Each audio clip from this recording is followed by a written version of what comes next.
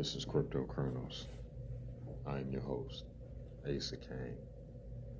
Today is Monday, August the 8th, 2022.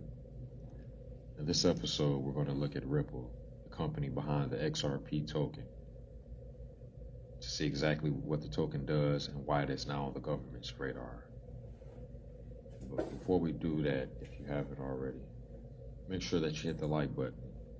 Just the thumbs up icon that you see directly beneath the video playing. What this does helps to share our video with others like yourself who are new to crypto and want to gain a foundation of learning that they can then use to start earning money today. And also, if you haven't already, make sure you hit the subscribe button, which is our icon that you see in the lower right hand corner of your screen. What this does for you, it ensures that you don't miss out on any upcoming episodes of Cryptocurrencies. Now, let's see. XRP, this is the platform's website. I'm going to leave a link in the description. Utility for the new global economy, it says. Fast and green, the digital asset XRP was built to be the most practical cryptocurrency for applications across the financial services space. XRP powers innovative technology. Companies, institutions, developers, and individuals around the world use XRP and the blockchain on which it runs, the XRP ledger, because of the extraordinary utility, as you can see here. Now, if you haven't, you want to learn more, even more than this, we're going to provide in this video, you can do so by checking out our very first video here. And in the meantime, this open source, permissionless, and decentralized technology is carbon neutral and fast settling transactions in 3 to 5 seconds. XRP's unmatched benefits, again, fast, low cost, minimum cents per transaction, scalable, stable, sustainable, and distributed. Run by a global network of 150 plus validators. Now, this is why I want to show you these facts here. In 2012, David Schwartz, Jeb McCaleb, and Arthur Britto launched the XRP ledger with its native currency XRP. In September of that same year, along with Chris Larson, they founded the company that today is known as Ripple. The majority of Ripple's XRP supply is currently in escrow, meaning it's locked away in a secured account, meaning it can't be sold or just dumped right now. So that is another key point. Right here, Ripple actively shares XRP market data. They believe in transparency, apparently, which is a very good thing. The XRP ledger uses the consensus protocol. And again, I'm going to leave a link to this in the description, or you can just pause it and read it here either way.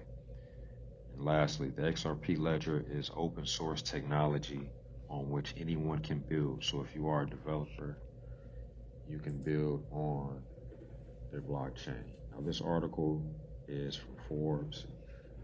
It is dated August 4th. It came out Thursday, a few days ago, and it's by Billy Bamboro. Exclusive Oversight Senate introduces a radical crypto bill as the price of Bitcoin, Ethereum, BNB, XRP, Solana, Cardano, and Dogecoin swing. Indeed. The Bitcoin price has helped the broader crypto market, including Ethereum, BNB, XRP, and others, rally despite a serious warning some other cryptocurrencies could go the other way, as the experimental stablecoin Terra USD and its support coin Luna. Now, a Senate committee has introduced a bill that would give the Commodity Futures Trading Commission, CFTC, exclusive oversight over a newly created asset class called digital commodities that includes Bitcoin and Ethereum, while excluding other cryptocurrencies deemed securities, a tighter definition. Okay. The Digital Commodities Consumer Protection Act of 2022 introduced by the Senate just a few days ago, will see the CFTC regulate spot markets for digital commodities, amending the Commodity Exchange Act without going as far as to define which cryptocurrencies are securities. The Horticultural Committee is expected to hold a hearing on the bill as early as September next month. According to comments made by Democratic Senate Horticulture Committee Chairwoman Debbie Stabenow of Michigan, these rules hold digital commodity platforms to the same standards as traditional financial institutions, the Senate committee said in a statement. In recent months, the battle among U.S. federal agencies and congressional committees over who will regulate the red-hot crypto market has intensified. The U.S. Securities and Exchange Committees and Federal Reserve have both lobbied for the oversight of crypto, potentially increasing their budgets and clout. Debate over whether some cryptocurrency should be considered securities has been set alight by the SEC after it branded a handful of digital currencies commodities. Meanwhile, there have been a flurry of bills introduced over recent months in an attempt to draw judicial lines around cryptocurrencies. The huge crypto price crash this year, wiping $2 trillion from the combined value of the top 10 coins, has galvanized regulators and lawmakers into action. This week, the newly sworn-in CFTC Commissioner Caroline Pham pushed back against claims the regulator cannot police digital markets, telling Forbes, "It's really important that people understand the CFTC regulates not only the most complex products in the world. The CFTC has brought more than 50 environmental actions in the crypto space since 2015. When we first came out with our action that said Bitcoin was a commodity," Pham said. Now, this article is from Wired.com, and it was published just today, August 8th, this morning. And it's written by Jalad Edelman. Crypto and the U.S. government are headed for a decisive showdown. Now, if you've paid casual attention to crypto news over the past few years, you probably have a sense that the market is unregulated. Yes. Now, if you were Sean Wall, however, you would probably not have that sense. Wall worked at Coinbase, a leading crypto exchange, where he had a view into which tokens the platform planned to list for trading, an event that causes those assets to spike in value. According to the U.S. Department of Justice, Wall used that knowledge to buy those assets before the listings, then sell them for big profits. In July, the DOJ announced that it had indicted Wall along with 2 associates in what it billed as the first ever cryptocurrency insider trading tipping scheme. If convicted, defendants could face decades in federal prison. On the same day as the DOJ announcement, the Securities and Exchange Commission made its own. It too was filing a lawsuit against the 3 men. Unlike the DOJ, however, the SEC cannot bring criminal cases, only civil ones, and yet it's the SEC's civil lawsuit, not the DOJ's criminal case, that struck panic into the heart of the crypto industry. That's because the SEC accused Wall not only of insider trading, but also of securities fraud, arguing that 9 of the assets he traded count as securities.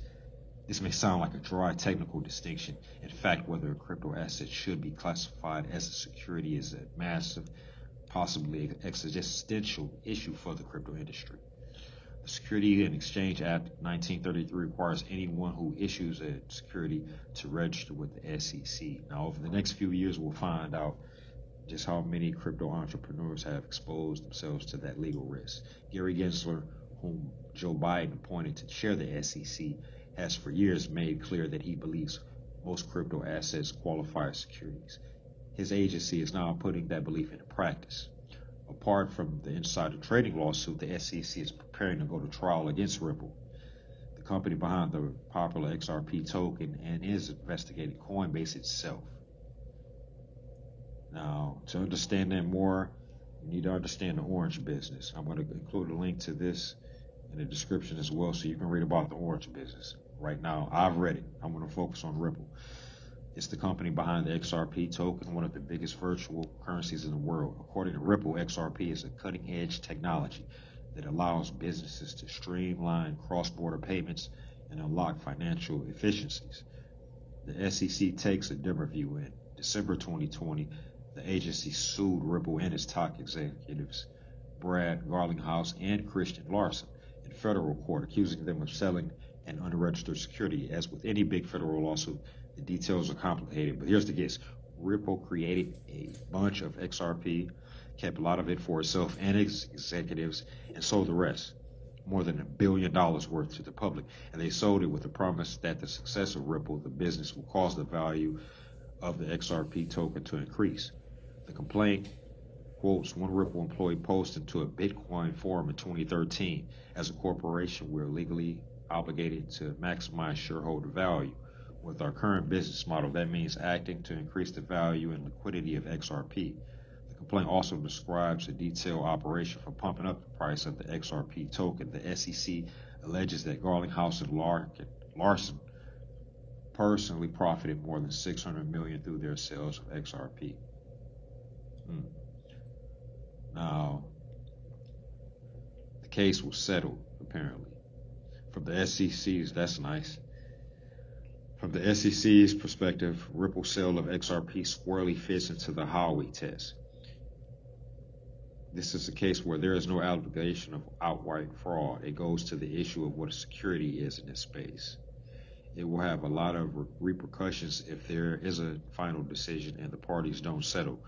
Ripple denies that XRP is a security. It argues that the token is more like a different category of investment commodities. Okay. Now, I can go out and buy diamonds or gold or oil. I can even speculate in the diamonds or gold because I believe Exxon or Barrick or De Beers is going to do a bunch of great things. This is a quote from Stuart Aldertorty, Ripple's Attorney General. Okay. Or I should say the Attorney General. Excuse me. I'm trying to see if there's anything else we can extract of value in this. The biggest thing to know is that Ripple is locked in a battle with the federal government, and it will be resolved in the very near future.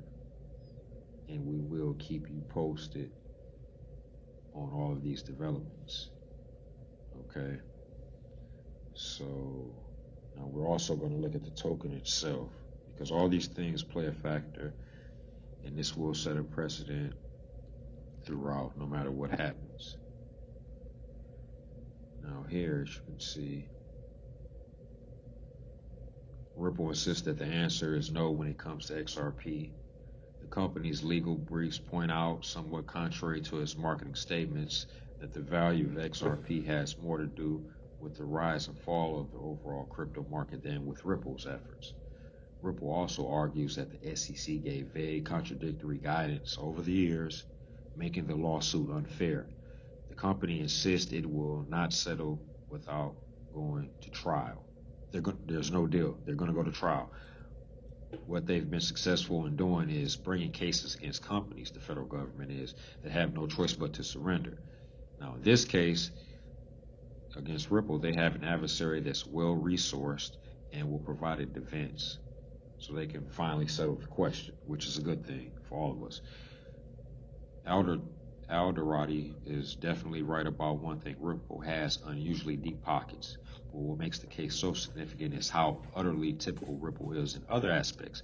If Ripple is ruled to be an unregistered security, a whole lot of other crypto dominoes seem likely to fall as well. The class action lawsuit against Coinbase names 79 separate alleged securities that the plaintiffs say they traded on the exchange. Almost every Web3 business idea revolves around selling or issuing tokens that entice people to join the project with a financial incentive. Very true. That's why I'm into it. It's the ultimate reason I'm into it. Okay. Let me see what else are they saying here. And they're just talking about different business models. One of them, Nova Labs, encourage people to set up wireless hotspots. They didn't make any money at all, basically. And then there's Presearch.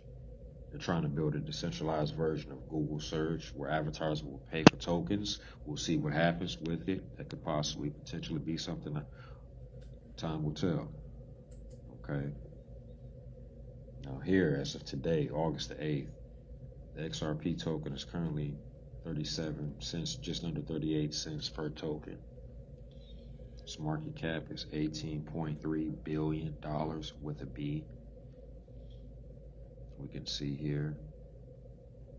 Now over the last month, its lowest point, it went down as low as 30 cents per token and as high as 40 cents just a few days ago, or a little over a week ago, July the 30th. And all time, we can see here, you have to really research no matter what you're looking at. Now here, on December the 23rd, right before Christmas 2017, XRP reached an all-time high of $1.04. It was basically less than a half of the all-time high right now. If you believe it's going to reach that again, you would definitely want to invest now. And again, its market cap, this is verified by CoinMarketCap. The total supply of Ripple there will ever be, the most there will ever be, is 100 billion.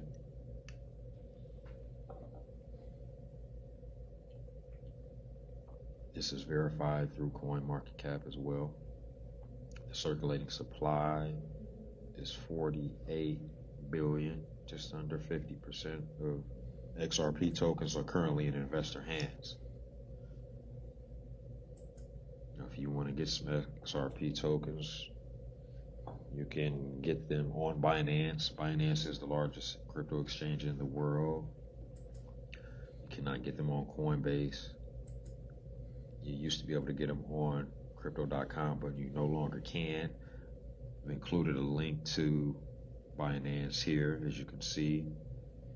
In addition to that, you can use either one of the links from Coinbase or crypto.com to earn up to $65 free crypto just for taking a few simple quizzes and making your first deposit, no matter how small it is. And then here, you can also, I believe you may be able to still get it on BitForex. I'm not certain, don't quote me, but you can check and see if you have any trouble or you find out otherwise, let me know. Now, in addition to the crypto you're getting ready to purchase, you have to secure it. Otherwise, what's the point? Less than 20% of you have a cold storage wallet, which is mind-blowing to say the least. Now, Ledger is one of the leading worldwide manufacturers of crypto cold storage wallets. They are based in France. As you can see here, they've got several different models to choose from. Now they got one for less than $100.